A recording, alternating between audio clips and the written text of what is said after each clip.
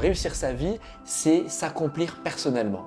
Réussir dans la vie, c'est atteindre ce fameux statut social inculqué par les valeurs de notre société, les valeurs de nos parents, les valeurs de nos enseignants, les valeurs pédagogiques du système. Se construire soi-même ou apprendre à se connaître, c'est un voyage. En anglais, ils ont un très bon terme, c'est the journey. C'est-à-dire qu'on n'arrive pas, c'est pas un objectif final, ah c'est bon, je me connais. C'est un processus qui est constamment en évolution. C'est-à-dire qu'on n'arrive jamais à se connaître à 100%. On apprend toujours de nous-mêmes et toujours des autres, et c'est une évolution. Et moi, le message que je veux faire passer, c'est qu'aujourd'hui, en 2025, qu'on ait 15 ans, 20 ans, 40 ans, il faut absolument aussi concentrer son temps à ses passions. Certains, ça peut être l'équitation, ça peut être les arts martiaux, ça peut être le sport, ça peut être la musique, ça peut être le développement personnel, ça peut être juste parfois des randonnées ou un contact avec la nature. Il ne faut pas oublier que nous sommes des êtres humains, oui, mais on est façonné de façon à ce qu'on est des êtres sociables et qu'on doit quand même mêler justement ce côté créatif et rationnel. Et si on ne guérit pas de ce genre de choses, si on ne laisse pas aller les choses, on ne peut pas reconstruire quelque chose avec la nouvelle personne qu'on aime.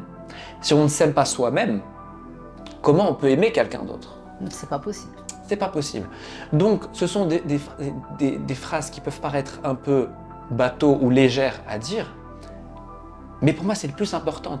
Et c'est ça, être authentique. C'est-à-dire que savoir que oui, on a souffert, que oui, on va probablement souffrir, Oui. mais le jeu en vaut la chandelle, parce que à côté, l'amour nous apporte tellement de choses qu'au final, on se dit, on ne peut pas vivre sans amour. L'amour, c'est l'essence même de la vie, c'est l'essence même de l'art. D'ailleurs, on en parlait pour faire vraiment le lien. L'amour, c'est ce qui nous permet tous les jours d'aller au-dessus, d'exploiter des nouvelles sensations, émotions qu'on ne connaît pas. Et l'amour est complètement différent. Ça peut être l'amour qu'on a pour nos parents, pour nos amis, pour la vie, pour tout. Christian Dior a créé sa première robe à l'âge de 41 ans.